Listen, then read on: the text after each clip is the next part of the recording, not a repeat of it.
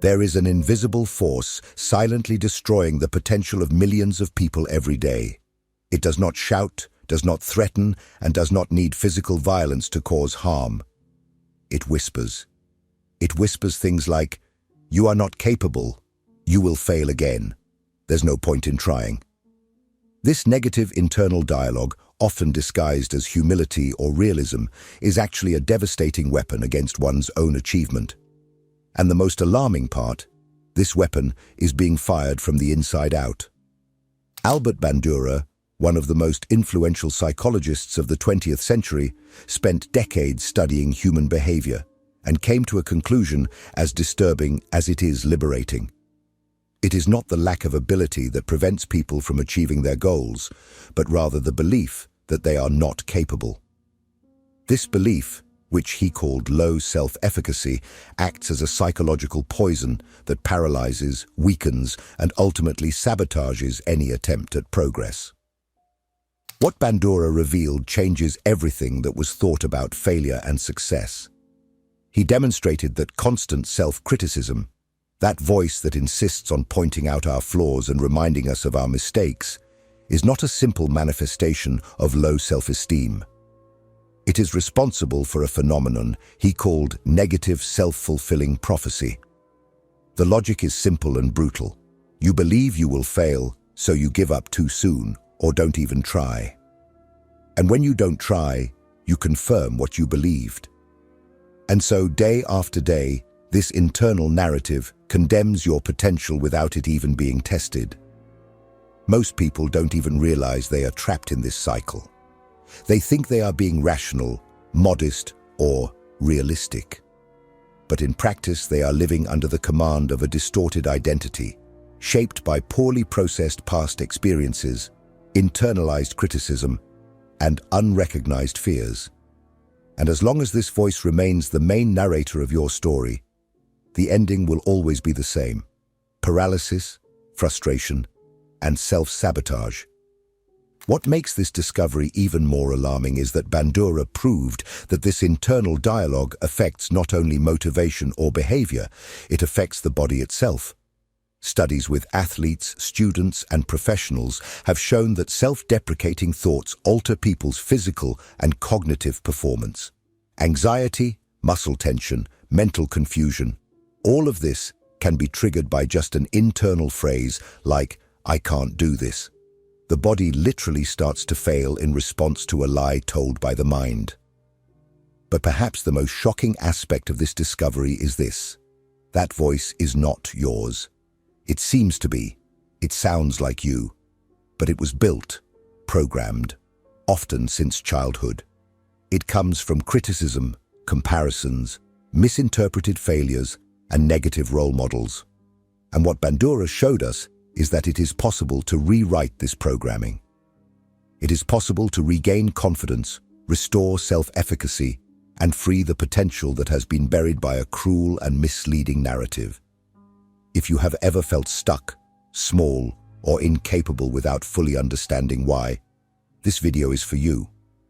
Because perhaps what is killing your potential is not the world outside, but a story you learn to tell about yourself. And that, from now on, you can start to rewrite. For decades, Albert Bandura dedicated himself to understanding what truly differentiates people who achieve great feats from those who live below their potential. His conclusion broke with a deeply rooted belief in traditional psychology, that human performance is essentially determined by ability. For Bandura, ability matters, yes, but the belief in that ability matters much more. This belief was given a powerful name: self-efficacy. It is not synonymous with self-esteem or vague optimism. Self-efficacy is the firm conviction that you are capable of organizing and executing the actions necessary to achieve a specific outcome. It is an internal perception that acts as the engine of action. When someone believes they can, they persist. When they doubt their own ability, they retreat, even if they have all the tools to succeed. The most fascinating and concerning aspect is that this belief acts as a filter of reality. Two people with similar abilities may face the same challenge. One will fail by giving up too soon, while the other will succeed by continuing to try despite the obstacles. What differentiates them? It is not talent. It is how they interpret themselves in the face of difficulty. Bandura discovered that low self-efficacy not only limits a person's behavior, it literally programs failure. Individuals with negative beliefs about themselves tend to avoid challenges because they believe they will not be able to overcome them. When they try, they easily give up at the slightest sign of difficulty. And when they achieve some success, they quickly attribute it to luck or external circumstances, never to their own merit. Failure, on the other hand, is always internalized as evidence of their own incapacity. This psychological mechanism creates a mental environment where the individual's real potential is never truly explored. The mind has already decided that it is not worth trying, that it will not work, that the outcome is already sealed. And tragically, it is. But not by objective reality, and rather by the subjective perception of incapacity. The prophecy is fulfilled not because fate wanted it that way, but because the psyche ensured that the outcome was exactly as expected: defeat. Bandura also showed that self-efficacy is a self-reinforcing process. The more you believe you can, the more you act. The more you act, the more successful experiences you accumulate. And the more success you experience, the more you reinforce your belief that you are capable. The opposite is also true. Inaction feeds doubt, which feeds inertia, which validates the feeling of incapacity. It is a cycle that can lead to flourishing or stagnation, all depending on the type of narrative you allow to dominate your mind. This is why Bandura's discovery was revolutionary. He shifted the focus from what you have to what you believe about what you have. Failure ceased to be explained solely by external factors and began to be understood as a direct consequence of the internal architecture of personal beliefs. But Bandura did not stop there. He went beyond theory and began to investigate the physiological effects of self-efficacy. What he discovered is even more alarming, and it is exactly what we will see in the next part: how the mind directly influences the body, and how the simple act of saying "I can't" already initiates within you an invisible collapse of performance, health, and mental clarity. Prepare to understand how your biology is being shaped by your beliefs. If this content is making sense to you, click the subscribe button and subscribe to the channel. Thank you for your support. One of Albert Bandura's most unsettling discoveries was how negative internal dialogue transforms into a perfectly structured system of self-sabotage, a self-fulfilling prophecy that condemns the individual to failure even before they have a chance to begin. The most disturbing aspect is that this cycle does not depend on objective reality, but rather on the story the person tells themselves every day in silence. It all starts with a simple, seemingly harmless phrase: "I am not good enough." This thought, when repeated frequently, transforms into belief. And this belief seeps into every aspect of behavior. Bandura identified 4 central patterns that emerge from this defeatist mentality, and all of them function as automatic mechanisms of failure. The first is the avoidance of challenges. When someone believes they will not be able to handle a certain situation, the natural response is to avoid any confrontation with it. This may seem harmless, but it is at this point that potential begins to die. The fear of failure prevents the person from putting themselves in positions where they could grow, develop new skills, or gain recognition. They hide, withdraw, and convince themselves that they are just being realistic. The second pattern is early quitting in the face of difficulty. Even if the person tries, the slightest resistance is enough to confirm their belief in incompetence. A mistake, a criticism, or an obstacle becomes absolute evidence that they should not have been trying in the first place. Instead of interpreting the mistake as a natural part of the learning process, They see it as a definitive sign of incapacity. And so, they abandon the journey before any real progress can happen. The third behavior is the external attribution of success and internal attribution of failure. When people with low self-efficacy achieve some positive outcome, they quickly devalue the achievement. They say it was luck, circumstance, help from others.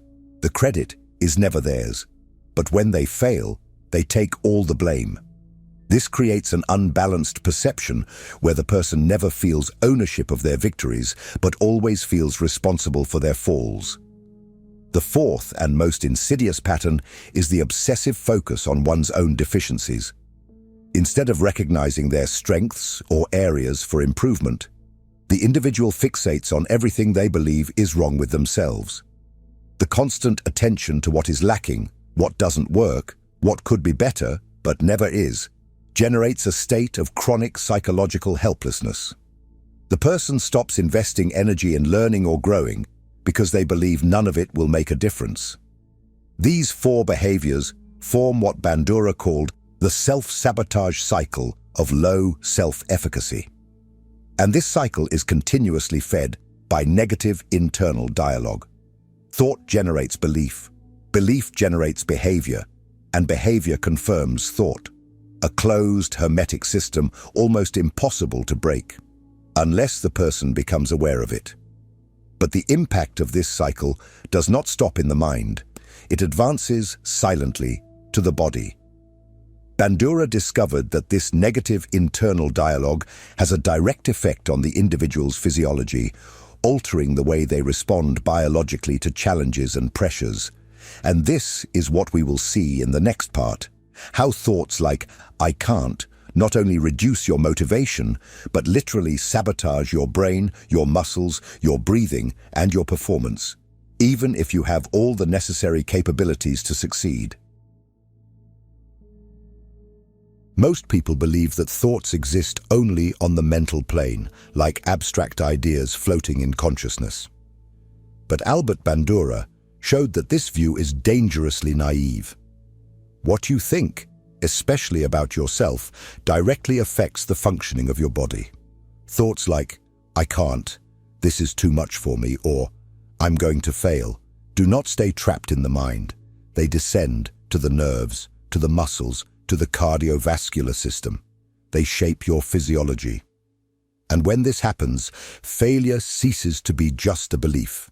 It becomes a biological state. Bandura and other researchers demonstrated that negative self-talk activates automatic responses of stress, anxiety, and physiological self-protection. When you tell yourself that you are incapable, your body interprets that statement as a threat signal. The sympathetic nervous system is activated, leading to increased heart rate, shallow breathing, muscle tension, and cortisol release. In other words, your body goes into survival mode, as if preparing to face a real danger. But this danger is not a lion in the jungle or a life or death situation. It's a work presentation, a new challenge, a creative project, an emotional confrontation. And instead of accessing your best cognitive resources, focus, memory, creativity, flexibility, you experience a drastic drop in performance just when you need to be present and functional the most. Your brain, in a state of alert, prioritizes self-protection, not high-level reasoning. This is especially evident in evaluation, performance, or competition situations. Bandura studied athletes who had identical technical skills, but showed radically different results depending on the quality of their internal dialogue. Those who cultivated self-deprecating thoughts, even with all the physical preparation, saw their performance plummet in decisive moments. They trembled, forgot movements trained for years, lost reflexes, and made simple mistakes. All because the body was obeying the mind. Not the rational mind, but the anxious and insecure mind. In educational contexts, this same phenomenon occurs. Students who internalize the belief that they are bad at math or weak at public speaking demonstrate physical symptoms of blockage, excessive sweating, rapid heartbeat, blank mind, trembling hands.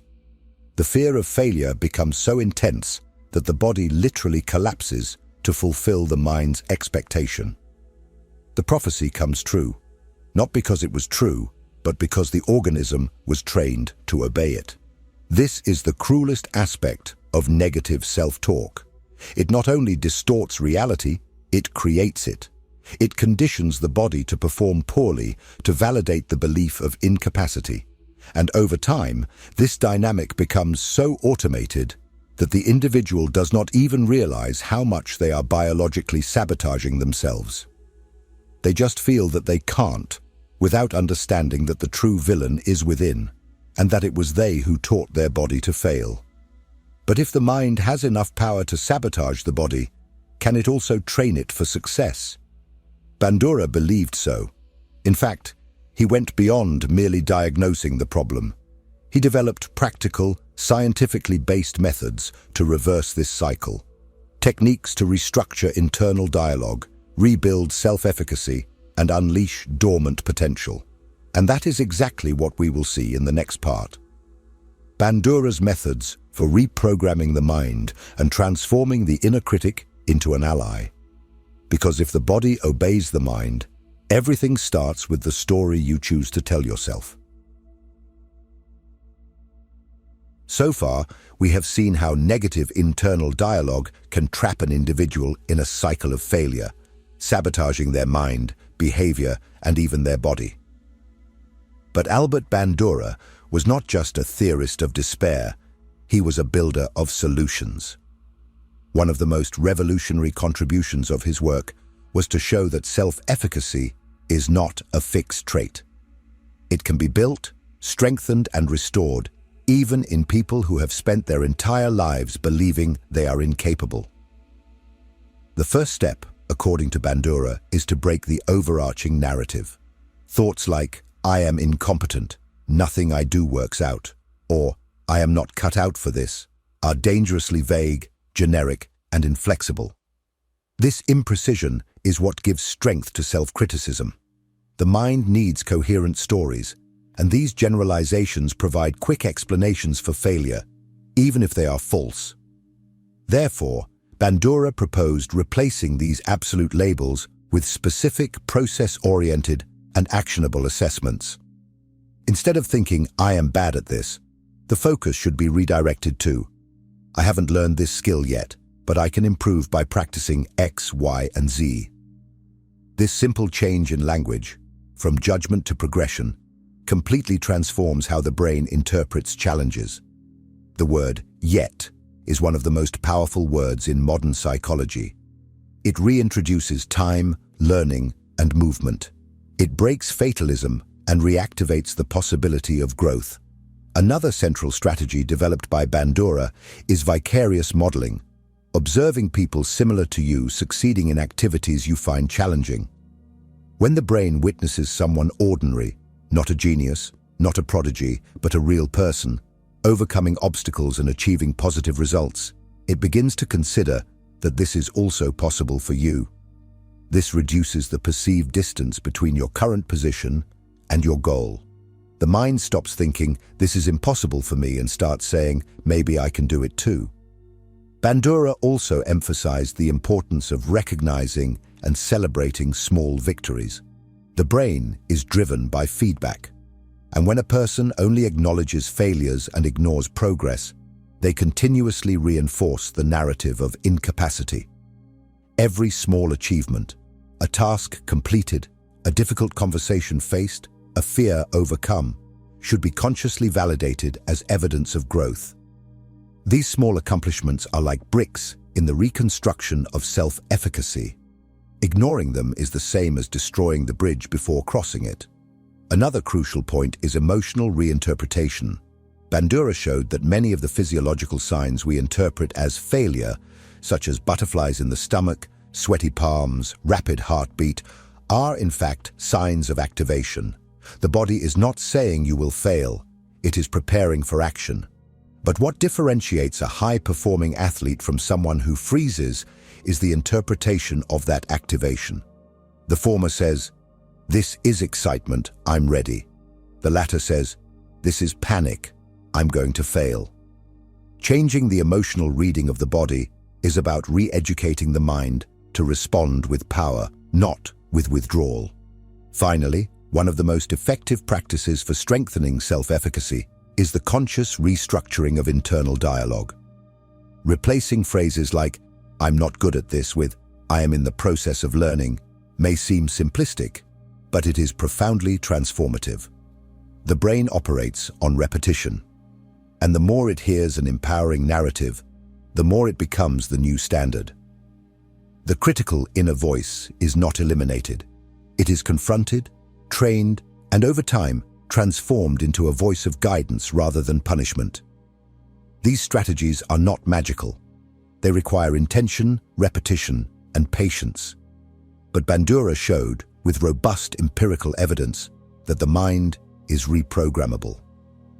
And when self-efficacy begins to be restored, behavior changes, the body responds better, and potential starts to emerge from the ashes of doubt. But this leads us to an even deeper question. If your potential was merely silenced, and not dead, what else could you achieve if you learned to silence that voice that lies to you? This is what we will explore in the next part. The true power that lies dormant within you, waiting for the right narrative to set it free. If what you're hearing resonates with you, you'll find real value in my ebooks. Beyond the Shadow breaks down Jung's core ideas, while Dialogues with the Unconscious gives you a 30-day path to apply them in your life. Both are linked in the pinned comment. There is a type of silent pain that few people can identify, but which is present in almost all unfulfilled lives. The mourning for a potential that was never explored. This is not the mourning for the loss of something that was had, but for the loss of something that could have been. A version of oneself that was silenced before it even had a chance to be born. And what Bandura revealed in his research is that this silencing does not happen due to a lack of talent, nor due to an absence of opportunity. It happens because of a deeply rooted idea. It's not worth trying because I will fail. This belief is not just limiting, it is paralyzing. It creates an invisible detour in a person's destiny. Every choice made based on doubt is a fork in the road that takes the individual away from their original path. The unchosen college, the abandoned career, the relationship never started, the cancelled trip, the book never written, the idea shelved. Thousands of possibilities aborted by a single voice saying, "This is not for you." Bandura argued that self-efficacy not only determines what you do, but what you don't even consider doing. It operates before the decision, in the realm of imagination. If you can't see yourself doing something, you won't even try. And this is how dreams die without a fight. Not because they were crushed by the world, but because they were rejected by the mind.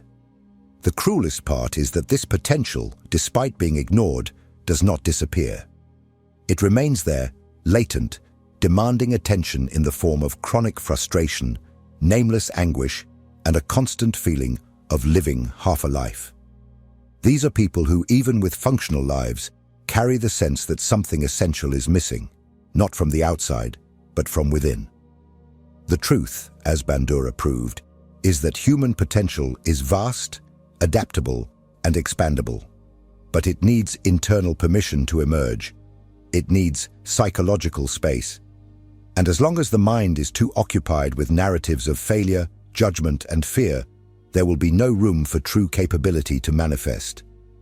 Perhaps you have never discovered what you are truly capable of because you learned to doubt yourself before even testing yourself. Perhaps you were conditioned to accept little, to think small, to seek security instead of growth. Perhaps you have confused conformity with maturity and complacency with wisdom. But what if all of this were just a reflection of a misguided mental programming? What if your true greatness was merely silenced, waiting for a new narrative to break free? The great turning point proposed by Bandura is this: your potential is not dead. It is hidden beneath layers of self-criticism, fear, and misinterpreted experiences. And the key to accessing it is not in the external world, but in how you choose to see yourself from now on. But for this transformation to actually happen, a decisive step must be taken, perhaps the hardest of all, questioning the authority of your own inner voice. Because the most important question is not, what am I capable of, but rather, who is this voice that insists on saying that I am not? And it is exactly this final deconstruction that we will undertake in the next part. Because understanding the mechanism of self-sabotage is not enough. It is necessary to unmask the identity of this critical voice and rewrite who is in charge of your life.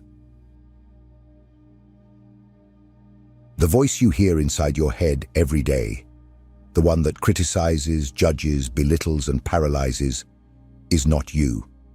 It sounds like you. It uses your words, knows your fears, speaks with your intonation. But it has been shaped by factors that are often beyond your control. Traumatic experiences, poorly processed failures, toxic comparisons, childhood criticisms, family patterns, educational systems that punish mistakes instead of valuing effort. This internal voice that says, "You can't," has been constructed. And like any mental construction, it can be deconstructed. Albert Bandura shows us that self-efficacy arises from directly confronting this voice. It only begins to grow when you stop passively accepting everything your mind says about who you are. Because deep down, you've already realized this voice is not rational, it is automatic. It manifests at the same moments.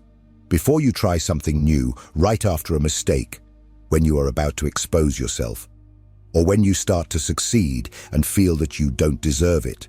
It does not analyze reality.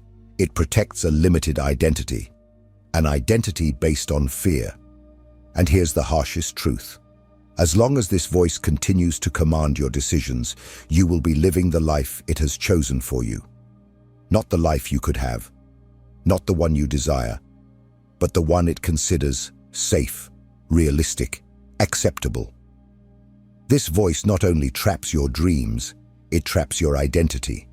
It makes you believe you are weak, limited, broken. But you are none of that. You are someone who has believed these ideas for too long. The process of liberation begins when you question this internal authority. When you look at a thought like, "I am not capable," and respond, "Based on what?" When you hear, "It won't work," and ask, "Is that a fact or fear in disguise?" Every time you challenge this narrative, you reclaim a piece of yourself. And little by little, this voice loses its power. Not because it disappears, it will probably always be there, but because you stop obeying it. The goal is not to silence this voice forever. The goal is to make it no longer the judge of your life, but merely a distant, irrelevant echo that no longer dictates your path. When that happens, something extraordinary begins to emerge. You, the true you, the one who was not shaped by fear, but by possibility, by the courage to try, to fail, to grow, by the awareness that your story is still being written, and that you can, indeed, take the pen. The only thing that separates who you are today from who you can become is the story you accept as true about yourself. And if that story has been small, limited, and suffocating, perhaps it's time to write a new one. One where your self-efficacy is not a reflection of the past, but the tool with which you build the future. If this message resonated with you, write in the comments, "I am not my critical voice." This simple act can be the first step to breaking the cycle and taking control of your narrative. And don't forget to subscribe to the channel. Here, we dig deep to find the truths that set you free.